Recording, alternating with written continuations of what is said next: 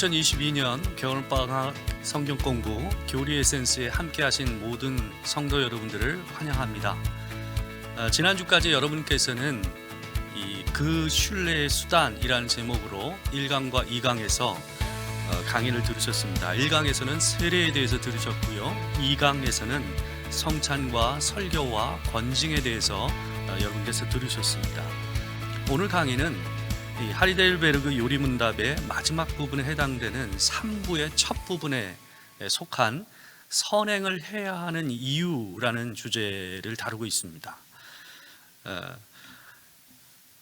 하이델베르그는 크게 세 개의 부분으로 나눠서 얘기됩니다. 1부와 2부와 3부로 나눠집니다.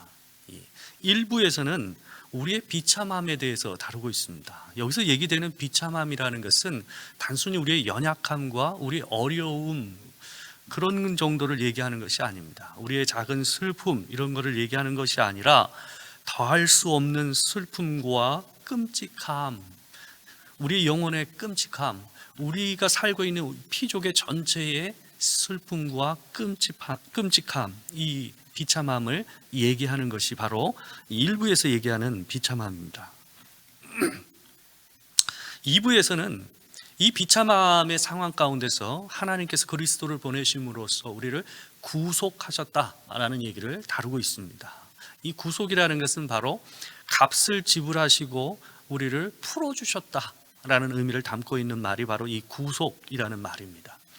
그 비참함이라는 것은 우리 스스로 우리가 어떻게 할 수 없는 상태를 의미한다면, 구속은 우리가 어떻게 할 수 없는 붙잡혀 있는, 매여 있는 이 상태에서, 죄에 매여 있는 이 상태에서 하나님께서 그리스도를 보내심으로써 우리를 값을 주고 사셔서 우리를 풀어주셨다, 자유케 하셨다라는 의미를 담고 있습니다. 오늘 마지막 이 3부에 해당되는 감사에 대하여, 감사에 관하여 라는 이 부분인데요, 이 마지막 부분은, 하이델베르그의 마지막 부분은 비참함과 구속을 통과하여 우리가 하나님 앞에서 구원받은 자답게 사는 것과 관계돼서 얘기되고 있습니다. 그것을 하이델베르그 요리문답은 구원받은 자의 삶을 감사라는 한 단어로 표현하고 있습니다. 그런데 이 하이델베르그 요리문답은 이 구원받은 자, 구속을 받은 사람이 어떻게 살 것인가, 이 문제를 다루면서 첫 번째로 뭘 다루고 있냐면 선행이라는 문제를 다루고 있습니다. 이 선행이라는 주제는 이 기독교에서는 뜨거운 감자와 같습니다. 왜 그러냐 하면, 여러분, 기독교의 구원의 핵심은 뭐냐 하면 이신칭이라는 말로 표현할 수 있습니다. 바로 우리 스스로 우리가 선행을 함으로써 우리를 구원할 수 있는 존재가 아니어서 하나님께서 주시는 예수 그리스도의 은혜를 믿음으로써, 그분을 믿음으로써 우리가 구원을 받았다라는 말이 바로 이신칭의라는 말입니다. 우리가 그분을 믿음으로써 그분이 우리를 의롭다라고 칭하여 주셨다, 이것이 이신칭이라는 말입니다. 그러니까 이 기독교의 구원 안에서는 선행이 들어갈 틈이 없습니다. 온전히 하나님의 은혜를 통해서 우리가 구원을 받았다라는 것이, 이것이 바로 기독교의 구원의 개념입니다. 그런데 여러분, 우리가 여기서 뭘 다룹니까? 선행을 얘기합니다. 이 은혜로 구원받은 사람이 어떻게 살아야 할 것인가와 관계돼서 이 선행은 언급되는 것입니다. 우리가 구원을 어떻게 받을 것이냐, 구원의 수단으로서의 선행이 아닌 우리가 이미 받은 구원에 걸맞게 어떻게 살 것인가 하고 관계돼서 이 선행은 언급되고 있는 것입니다. 근데 자칫하면 어떻습니까? 우리가 이 선행이라는 것을 자칫하면 너무 강조하다 보면 율법주의에 빠지고, 또 우리가 받은 은혜를 적게 만들어버리는, 은혜를 적게 반감시키는 그런 일들을 낳게 된다는 거죠. 그래서 이 구원받은 자의 삶에서 매우 중요한 주제임에도 불구하고 이 선행이라는 것은 이 기독교 안에서 잘 얘기되기 쉽지 않은 이 껄끄러운 주제라는 겁니다. 그래서 오늘 3부 감사에 관하여 라는 이 주제하고 관계돼서 첫 질문이 아주 인상적입니다. 이렇게 질문을 던집니다. 우리의 공로가 조금도 없이 그리스도로 말미암아 오직 은혜로 우리의 죄와 비참함으로부터 구원을 받았는데 우리는 왜 또한 선행을 해야 합니까? 라는 겁니다. 우리가 오직 은혜로 구원을 받았단 말이에요. 이미 구원을 받았어요. 그런데 왜 우리가 선행을 또한 해야 하느냐라는 문제인 겁니다. 이 하이델베르그 요리문답은 바로 이 부분에 대해서 질문을 던지면서 의문을 던지면서 우리에게 얘기를 합니다. 왜 우리가 선행을 해야 하는가 하는 것을 하이델베르그 요리문답은 5가지 이유를 통해서 우리에게 알려줍니다. 첫 번째는 창조의 목적을 회복하기 위해서 우리가 하나님 앞에서 선행을 해야 한다라고 얘기하고 있습니다. 이 창조의 목적을 회복시킨다, 이게 무슨 말인가? 여러분, 구원이라는 것은 전혀 새로운 것을 만들어내는 것이 아닙니다. 구원은 하나님께서 처음 세상을 창조하셨을 때 가지셨던 그 계획과 목적을 회복시키는 것, 다시 되돌이키고 하나님의 그 목적을 이루어가는 것, 이것이 바로 구원입니다. 그것이 바로 구속입니다. 그렇기 때문에 우리가 구원받은 자로서 걸맞게 선행을 행하는 것은 하나님께서 본래 가지셨던 목적을 회복하는 것이었습니다. 그 바로 하나님의 형상됨을 회복하는 겁니다. 오늘 본문 보면 에베소서 2장 10절을 보시게 되면 쉬운 성경 버전입니다. 한번 보시게 되면 제가 한번 읽어드리겠습니다. 한번 보십시오. 우리를 창조하신 분은 하나님이십니다. 그리스도 예수 안에서 우리를 새 사람으로 변화시켜 착한 일을 하게 하신 분도 하나님이십니다. 하나님께서는 우리 안에 이미 오래전부터 선한 일을 계획해 놓으셨습니다. 여러분, 이 말을 굉장히 중요합니다. 하나님께서 이미 오래전부터 선한 일을 우리 안에 계획하셨다라는 거예요. 우리의 삶이 선하게 되도록 그렇게 계획해 놓으셨습니다 라고 얘기하고 있어요. 이 말은 뭡니까? 여기서 얘기하는 전에라는 것은 뭐냐면 처음 하나님께서 우리를 창조하실 때를 얘기하는 겁니다. 하나님께서 우리를 처음 창조하실 때에 본래 뭘 생각했다고요? 우리를 통해서 선한 일을 계획하시고 그 일을 행하게 하시기 위해서 우리를 창조하셨다라는 것입니다. 그런데 우리가 타락을 하고 죄를 저짐으로 인해서 어떻게 됐습니까? 그 계획이 어긋난 거죠. 그래서 앞에 부분을 다시 보시게 되면 그리스도 예수 안에서 우리를 새 사람으로 변화시켜 착한 일을 하게 하신 분도 하나님이라고 얘기하고 있어요. 그 얘기는 뭡니까? 그 어그러진 하나님의 선한 계획을 다시 회복시켜서 그리스도 안에서 우리를 새 사람으로 만들어서 변화시켜서 착한 일을 다시 하게 하신 거라는 것입니다. 그것이 하나님께서 우리를 구원하신 목적이라는 겁니다. 그래서 여러분, 우리는 하나님 앞에서 하나님이 원하시는 그 선한 일을 다시 행하는 겁니다. 그것이 바로 우리가 구원받은 자답게 행하는 것과 연결되어 있다는 것입니다. 여러분, 근데 우리가 한 가지 의문이 듭니다. 뭐냐 하면 분명히 안 믿는 자들도 선한 행동을 하고 있습니다. 또한 선을 추구하며 사는 사람들이 있습니다. 여러분, 선행이면 다 같은 선행이지 무엇이 다른가? 예수를 믿는 사람과 안 믿는 사람의 그 선행이 뭐가 그렇게 다르길래 꼭 그리스도인으로서 선행을 행하는 것을 강조해야만 하는가라는 문제입니다. 여러분, 안 믿는 자의 선행과 그리스도인의 선행이 무엇이 다릅니까? 왜 그것을 차별화해서 얘기해야 합니까? 여러분, 사진을 보십시오. 사진을 보시게 되면 상한 밥입니다. 곰팡이가 피어 있고 밥의 색깔이 변질되어 있습니다. 변해져 있습니다.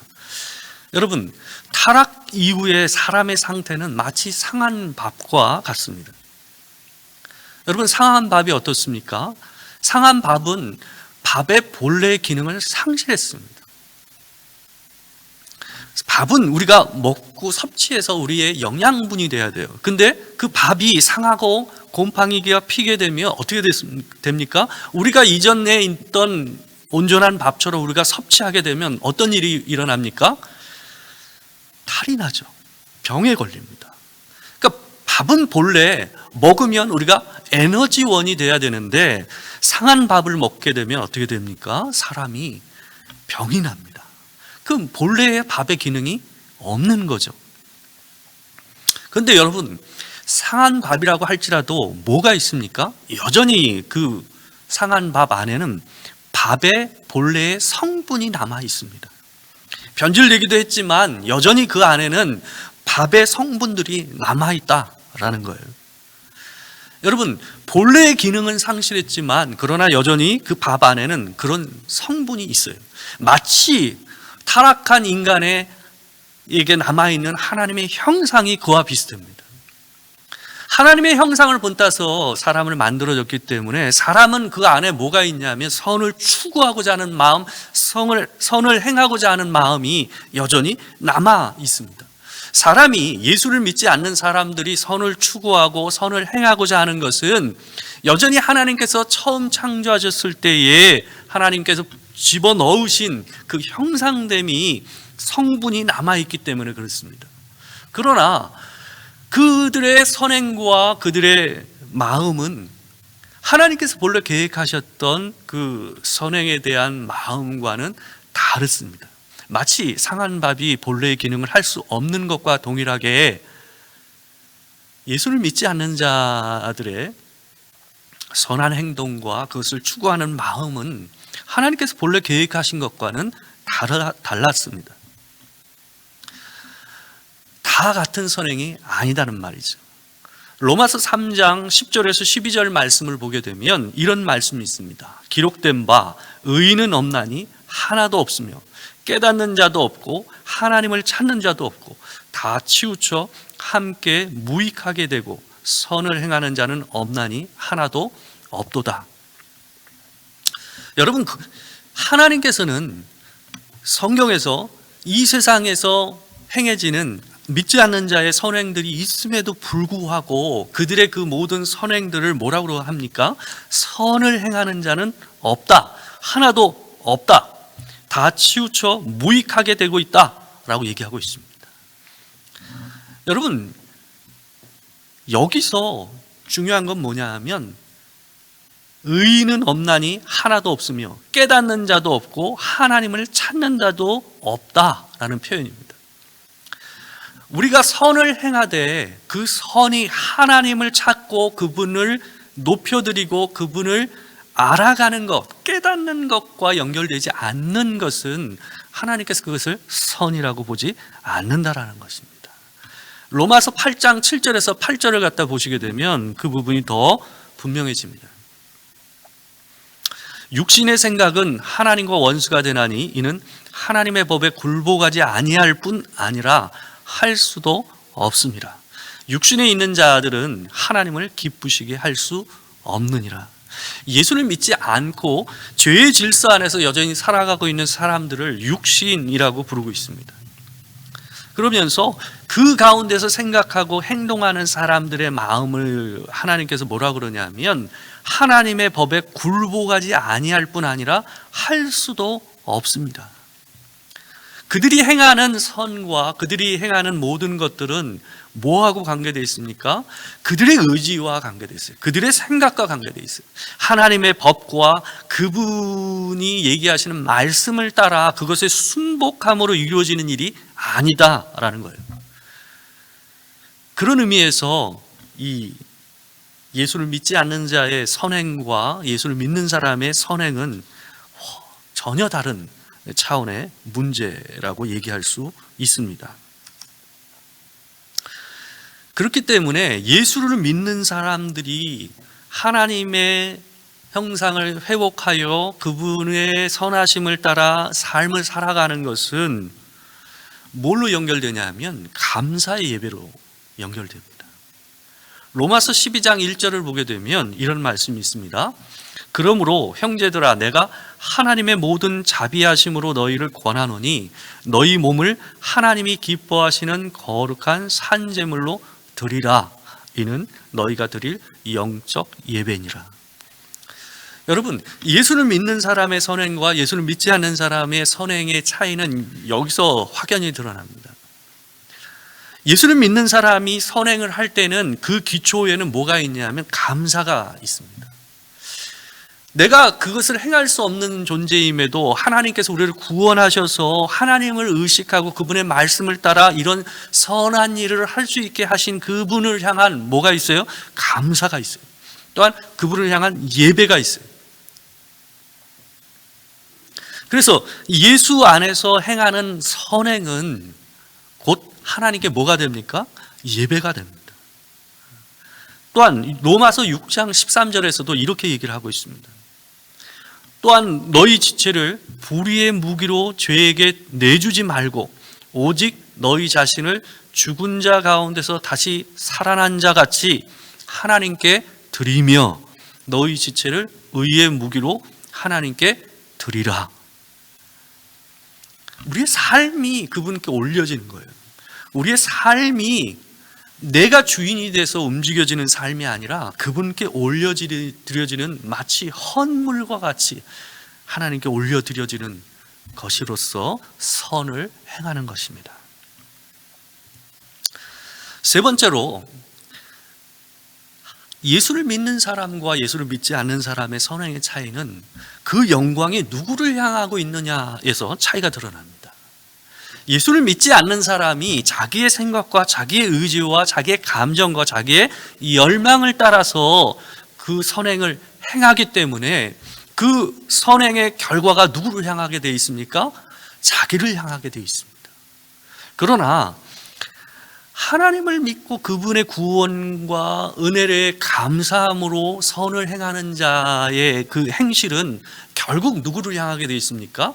하나님께 영광이라는 것으로 향하게 되어 있어요. 나를 향하는 것이 아니라 그 선행이 하나님을 향하여 가게 되어 있다라는 것입니다. 그래서 마태복음 5장 16절을 보게 되면 이런 말씀이 있습니다. 이같이 너희 빛이 사람 앞에 비치게 하여 그들로 너희 착한 행실을 보고 하늘에 계신 너희 아버지께 영광을 돌리게 하라.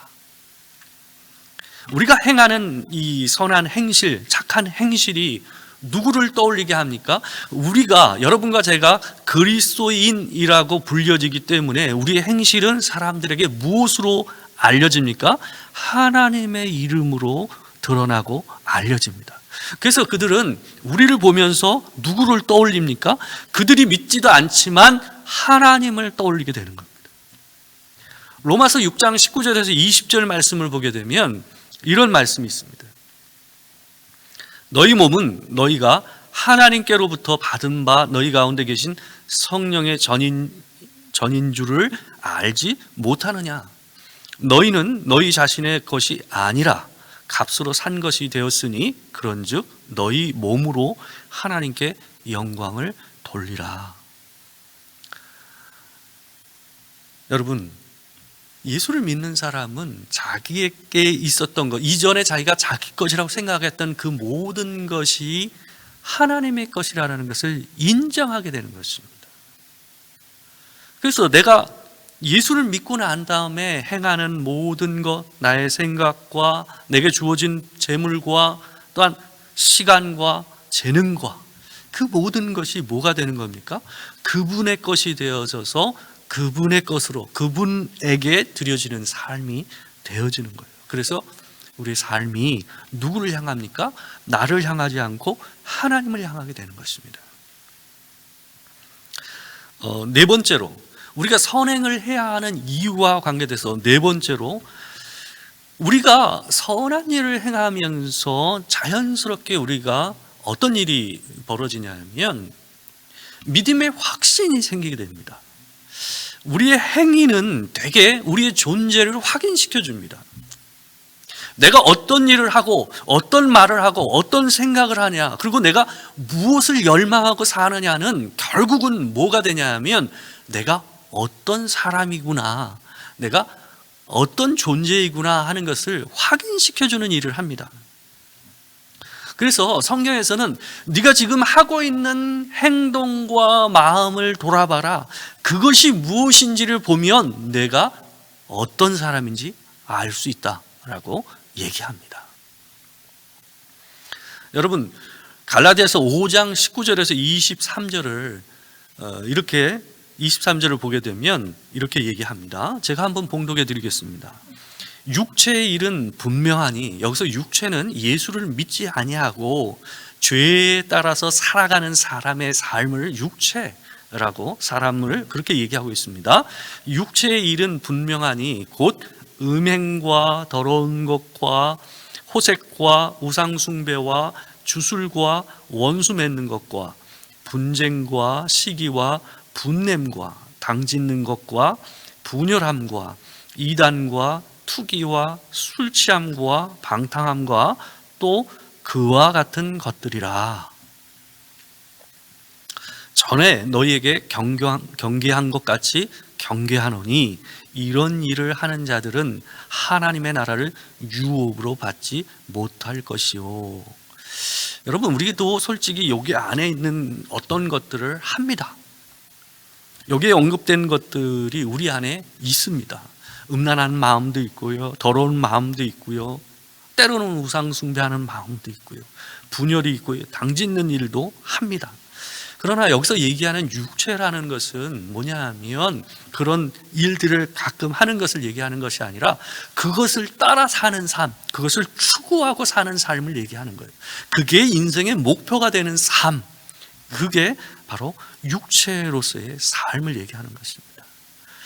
여러분, 22절 제가 한번 읽어보겠습니다. 오직 성령의 열매는 사랑과 희락과 화평과 오래 참음과 자비와 양선과 충성과 온유와 절제니 이 같은 것을 금지할 법이 없느니라. 여러분, 예수를 믿게 되면 우리 안에서 열망이 달라집니다. 우리 안에서 소망하는 것이 달라지게 됩니다. 그래서 성령으로 말미암아 예수를 믿게 되면 성령이 우리 안에 거하시고 하나님의 영, 하나님의 마음으로 우리가 생각하고 추구하게 되는 일들이 일어나죠. 그래서 성령의 이 열매들이 우리 안에서 역사하게 되는 것입니다. 이런 일을 하면서 우리는 스스로 느낍니다. 확신하게 됩니다. 아, 내가 예수 믿는 사람이구나, 내가 구원받은 자이구나 하는 것을 깨닫게 되는 것입니다.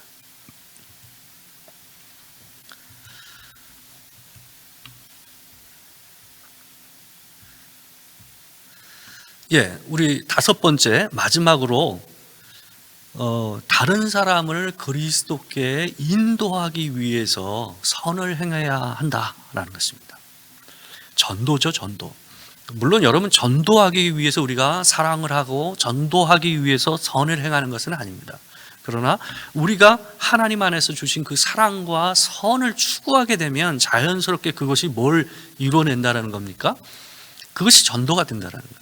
그것이 자연스럽게 예수를 안 믿는 사람을 하나님께로 인도하는 일이 된다라는 것입니다. 로마서 14장 17절에서 19절을 보게 되면 이렇게 얘기합니다. 하나님의 나라는 먹는 것과 마시는 것이 아니요 오직 성령 안에 있는 의와 평강과 희락이라.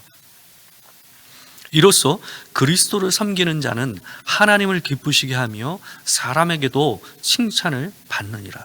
그러므로 우리가 화평의 일과 서로 덕을 세우는 일을 힘쓰나니. 먹고 마시는 일이 얼마나 중요합니까? 사람들은 그거를 위해서 일하는 경우도 많습니다. 근데 그 모든 것보다 먼저 뭐예요?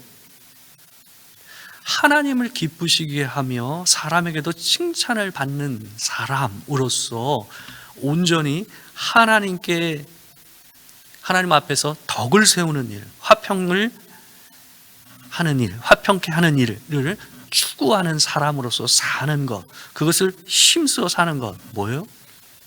그런 선을 따라 사게 되면 하나님이 기쁘실 뿐만 아니라 또한 뭐가 있다고요? 사람에게도 칭찬을 받느니라 라고 얘기하고 있습니다. 베드로전서 3장 1절에서 2절을 보게 되면 예수를 믿는 아내가 예수를 믿지 않는 남편에게 이렇게 행할 것을 얘기하고 있습니다. 아내들아, 이와 같이 자기 남편에게 순종하라. 이는 혹 말씀을 순종하지 않는 자라도 말로 말미암지 않고 그 아내의 행실로 말미암아 구원을 받게 하려 함이니 너희의 두려워하며 정결한 행실을 봄이라.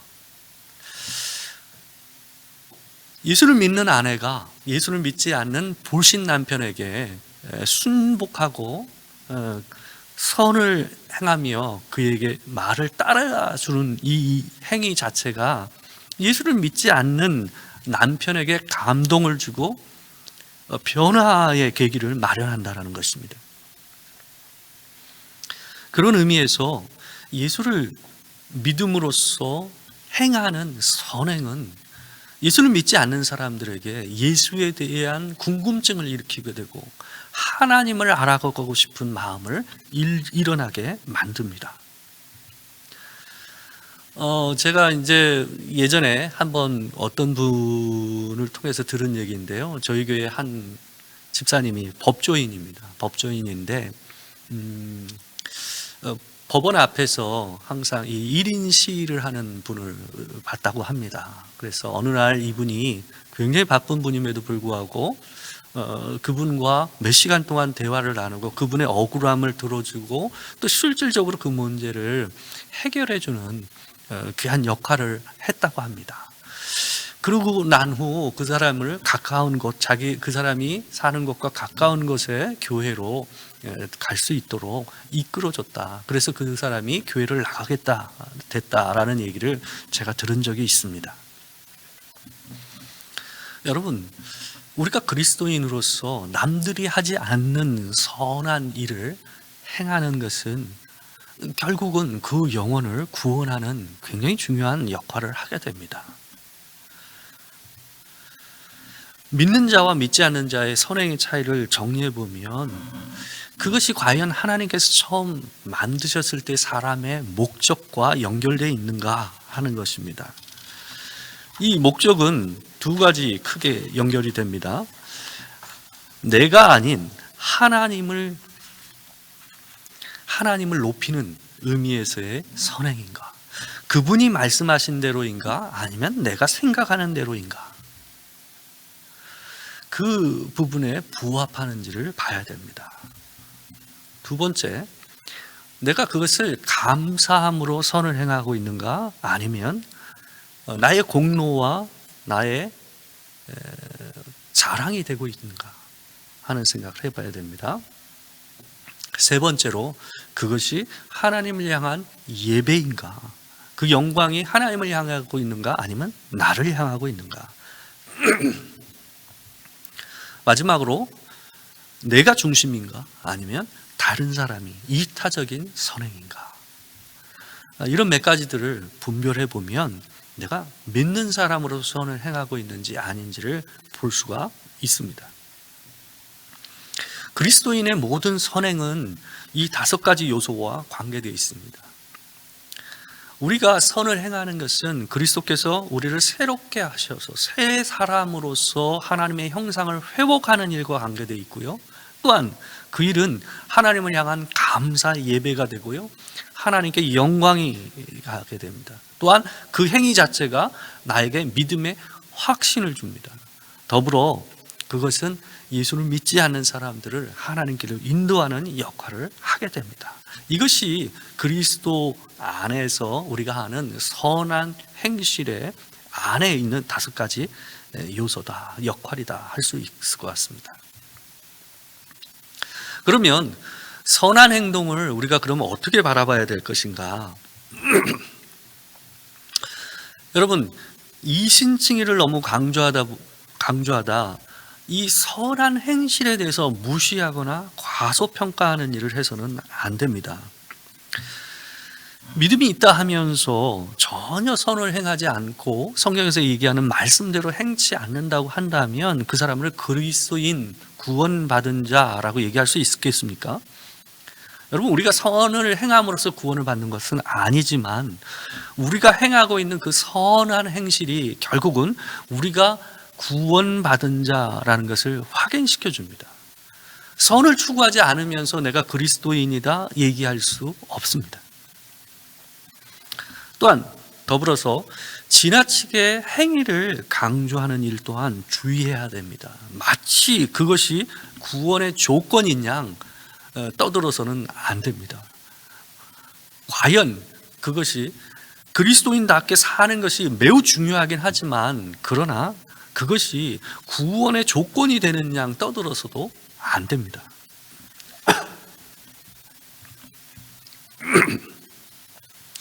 그러면 우리가 어떻게 생각해야 될 것인가?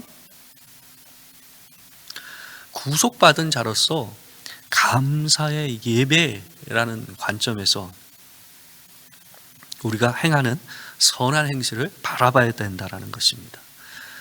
우리가 구원받은 자라고 한다면 기꺼이 하나님 앞에 감사함으로 내 것을 내 것으로 여기지 않고 그것을 다른 사람에게 줄 수도 있고 또한 그것을 따라 하나님의 계획하시고 원하시는 일들을 할 수 있어야 하는 것입니다.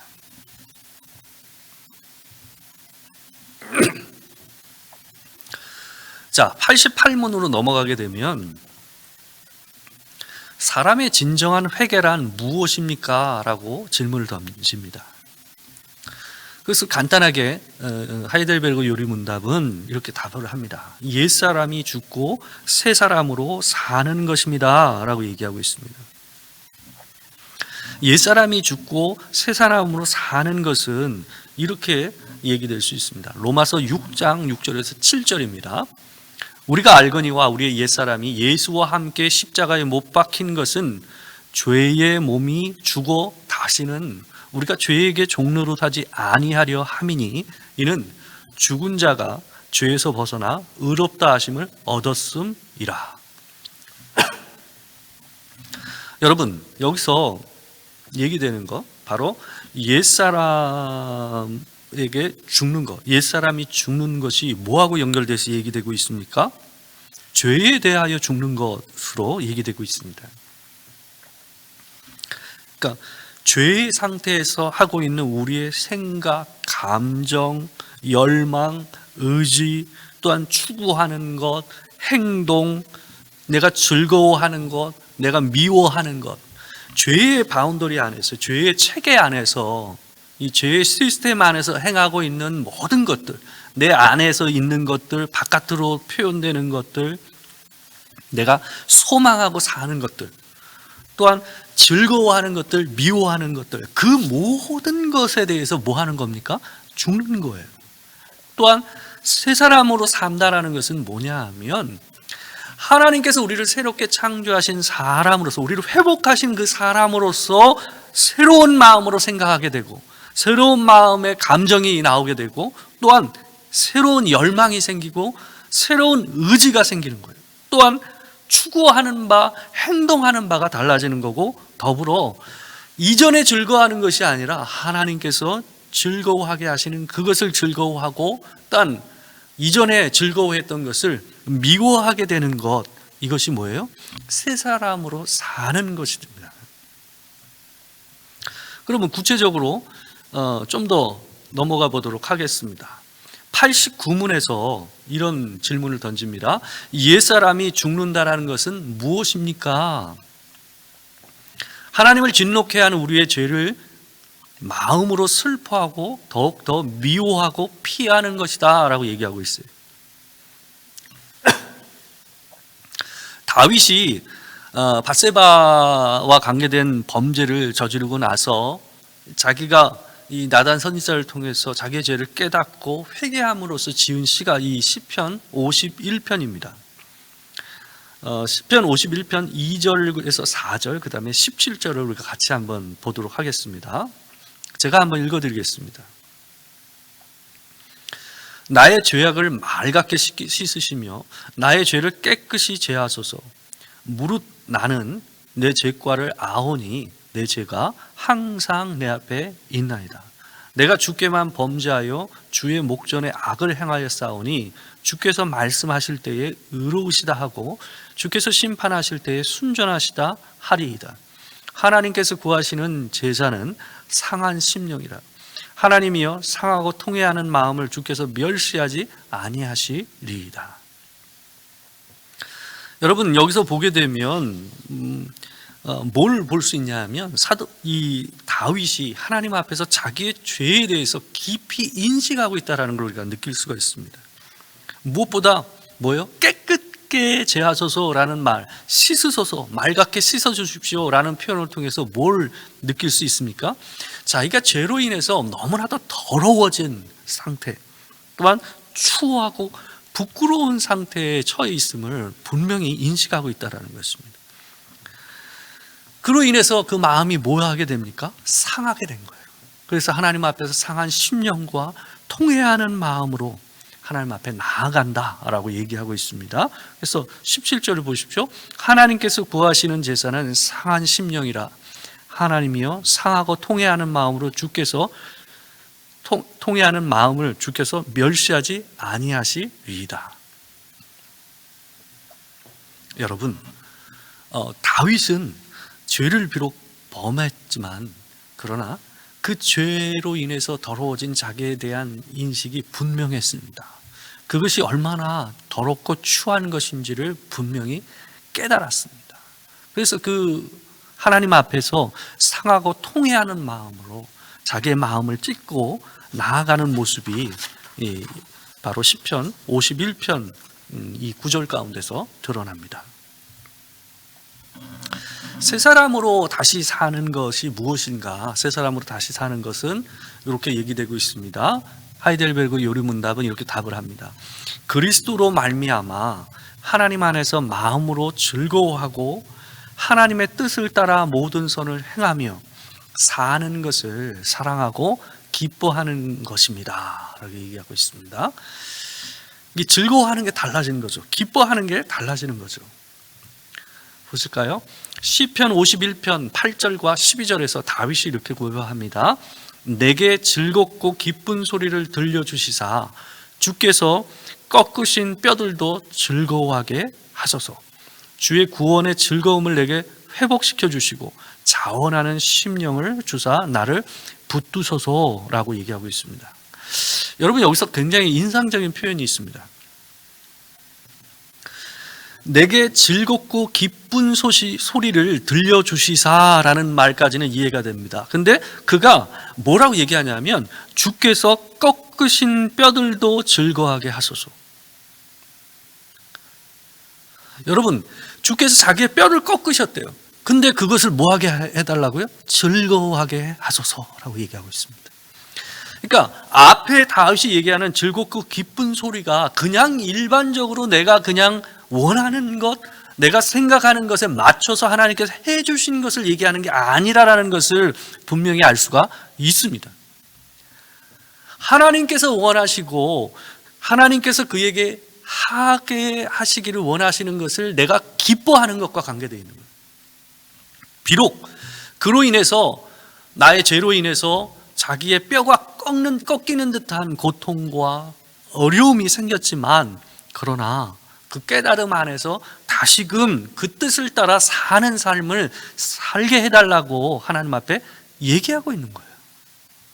그것을 즐거워하는 마음, 이전에 하나님의 말씀을 따라 사는 것에 대한 기쁨, 그 은혜를 회복시켜달라고 지금 다윗은 얘기하고 있는 거예요. 12절에서 뭐라고 그럽니까? 주의 구원의 즐거움을 내게 회복시켜 주시고.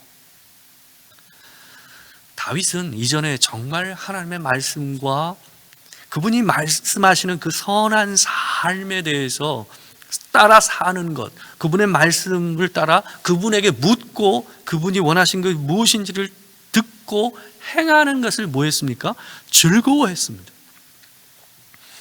그 기쁨을 아는 자였습니다. 근데 그가 음행을 행하고 또 그로 인해서 그 음행을 가리기 위해서 너무나도 소중히 여겼던 부활을 죽음으로 내모는 이런 일까지 하게 되지 않았습니까?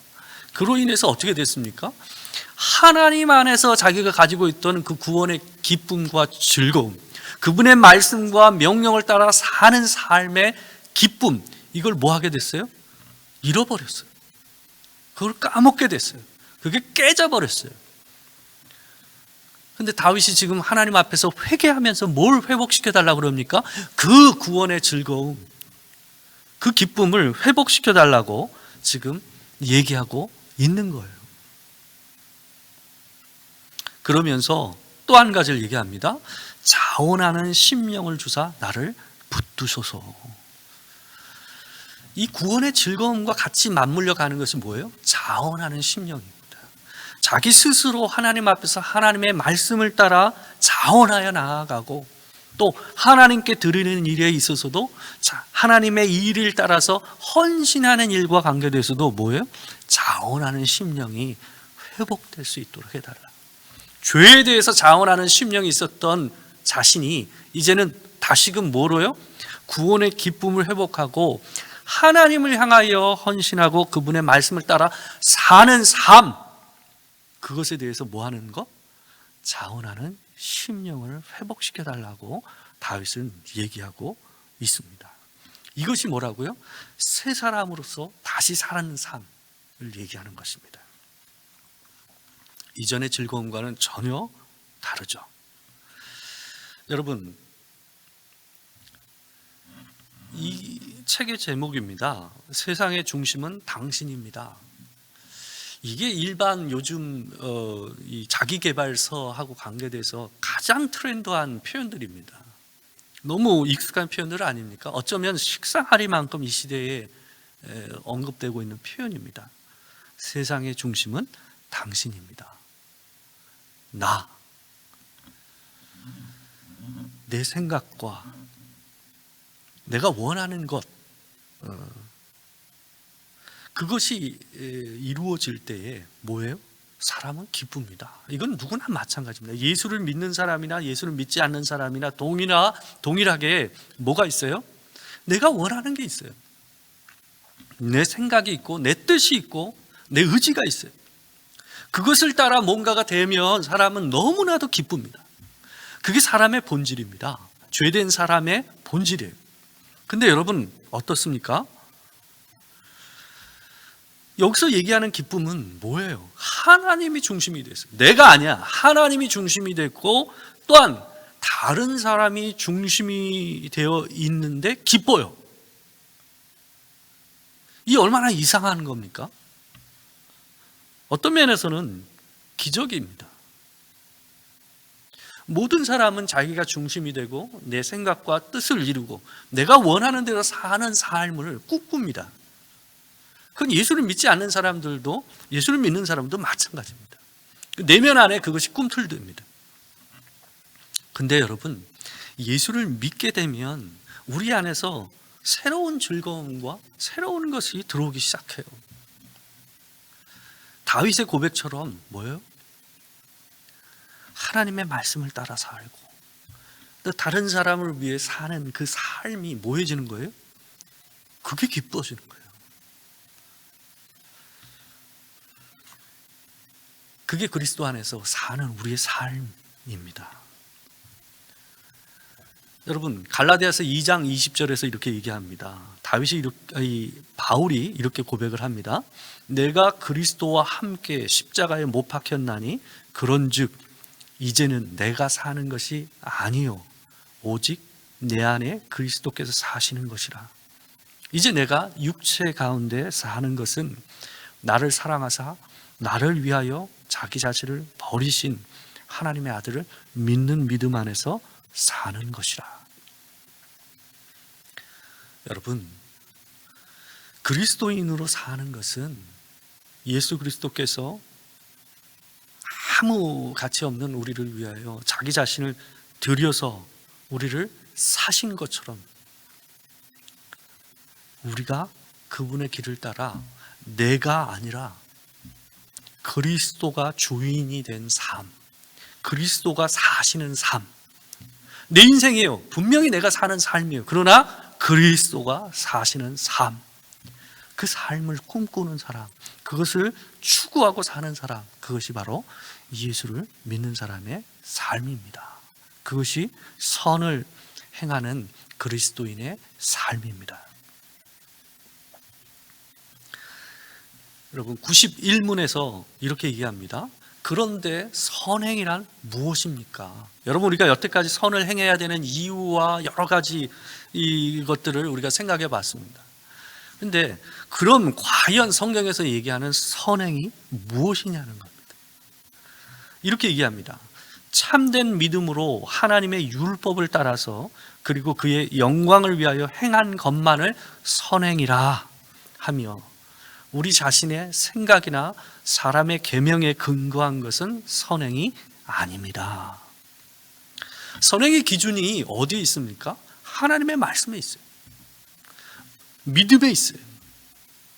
그리고 하나님께 영광이 되느냐 여부와 관계되어 있어요. 그것이 진정한 선행의 기준입니다. 로마서 14장 23절에서 이런 말씀이 있습니다. 의심하고 먹는 자는 정죄되었나니 이는 믿음을 따라 하지 아니하였기 때문이라. 믿음을 따라 하지 아니하는 것은 다 죄니라. 여러분, 믿음을 따라 행하는 것이 전부 뭐예요? 그것이 선한 거예요. 그것이 하나님 앞에서 참된 의라는 거예요. 근데 반대로 뭐예요? 믿음을 따라 하지 아니하는 것은 뭐라고요? 다 죄라고요.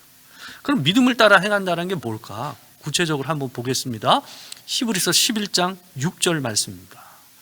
믿음이 없이는 하나님을 기쁘시게 하지 못하나니 하나님께 나아가는 자는 반드시 그가 계신 것과 또한 그가 자기를 찾는 자들에게 상 주시는 이심을 믿어야 할지니라. 여러분, 선행과 관계에서 매우 중요한 게 나옵니다. 믿음으로 행하는 것이 선이라고 그랬어요. 그리고 믿음으로 행하지 않는 것은 뭐라고요? 죄라고 얘기했어요. 그러면 믿음으로 행한다라는 게 뭔가 이렇게 얘기되고 있어요. 두 가지 얘기합니다. 히브리서 11장 6절에서 반드시 그가 계신 것, 살아계셔서 우리를 통치하시고 우리를 주장하고 계시는 하나님이 계시다라는 것을 믿는 거예요. 그것을 따라 선을 행하고 안 하고, 그게 굉장히 큰 차이죠. 또한 두 번째, 내가 행하는 선과 악에 대해서 하나님께서 최종적인 심판자로서의 권한을 가지고 계신 분이라는 것을 믿고 행하는 거예요. 그것이 바로 믿음을 따라 행한다라는 말의 의미예요. 하나님이 살아계심을 믿고, 또한 그분이 온 세상의 심판주의자, 또한 주권자라는 것을, 통치자라는 것을 인정하고 사는 것, 그것이 바로 믿음으로 행하는 것, 선을, 하나님께서 인정하시는 선행을 따라 사는 삶의 기준입니다. 여러분, 이사야 29장 13절에서 14절에서 하나님께서 이스라엘 백성을 향해서 이렇게 얘기합니다. 이스라엘 백성들이 자기들은 할 거 다 하고 있다 라고 얘기합니다. 그런 이스라엘 백성을 향해서 하나님께서 이렇게 얘기하셔요. 주께서 이르시되 이 백성이 입으로는 나를 가까이하며 입술로는 나를 공경하나 그들의 마음은 내게서 멀리 떠났나니 그들이 나를 경외함은 사람의 계명으로 가르침을 받았을 뿐이라. 여러분, 여기서 얘기되는 걸 잘 보십시오. 하나님께서 얘기하는 게 뭐냐 하면 그들이 하나님을 언급하고 하나님의 말씀을 따라 산다고 얘기한단 말이에요. 근데 뭐예요? 정작 그들이 하나님의 이름을 얘기하고 하나님을 경외한다고 하고 예배를 드리지만 그들의 마음 안에 뭐가 있다라는 거예요? 하나님의 계명의 가르침이 없고 사람의 계명으로 가르침을 받았다라고 얘기하고 있습니다. 여러분, 예수를 믿는다고 하면서 교회의 성도로서 살아가면서도 충분히 하나님의 계명이 아니라 내 계명을 따라, 사람의 가르침을 따라 살 수 있습니다.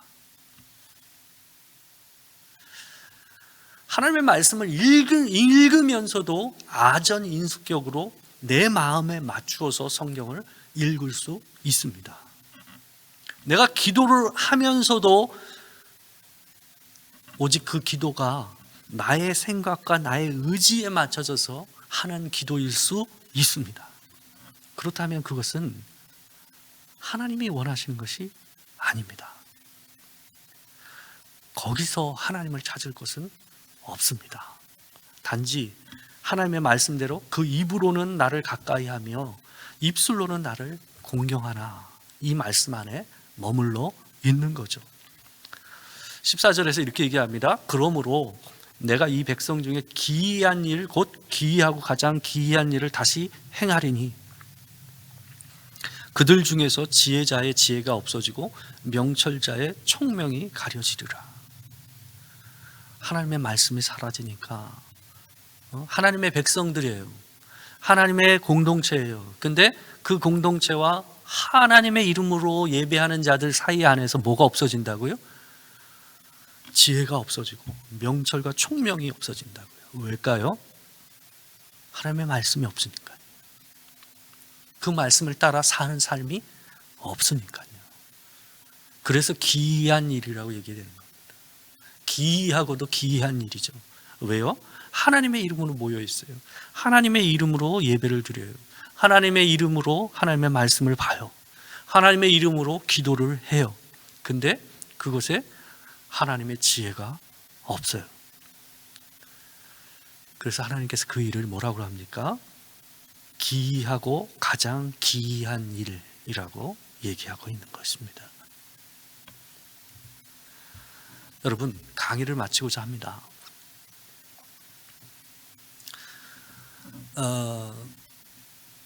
그리스도인이 선을 행하는 것은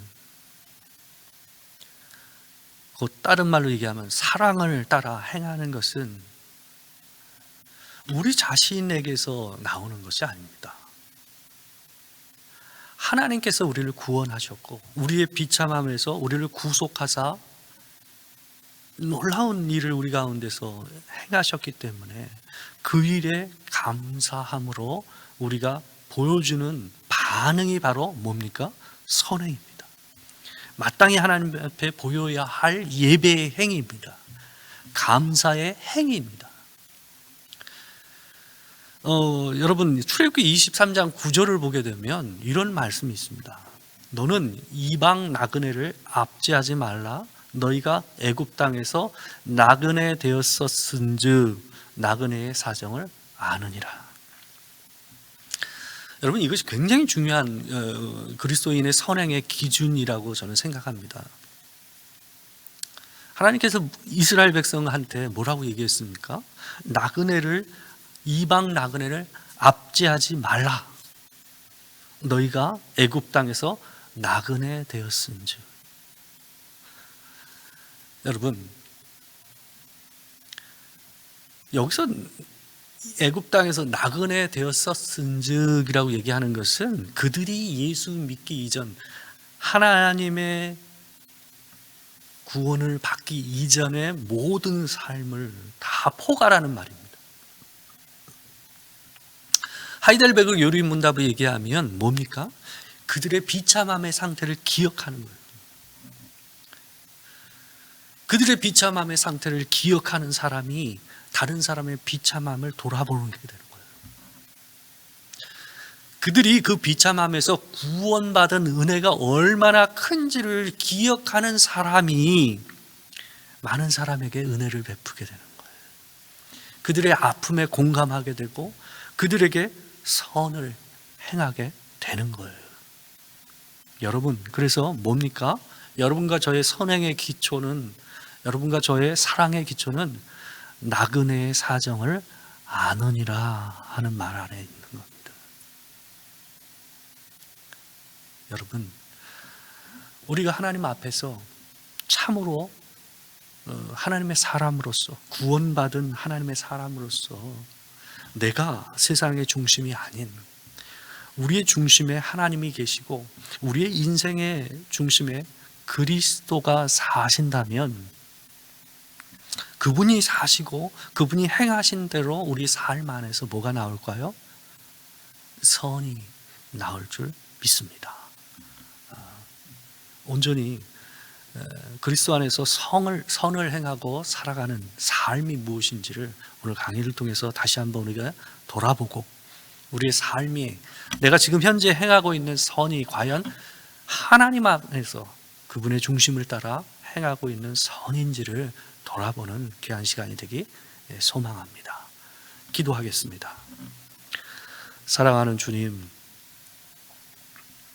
이 시간 하나님 앞에서 우리가 구원받은 자로서 감사함으로 선을 행해야 할 이유에 대해서 우리가 생각해 봤습니다.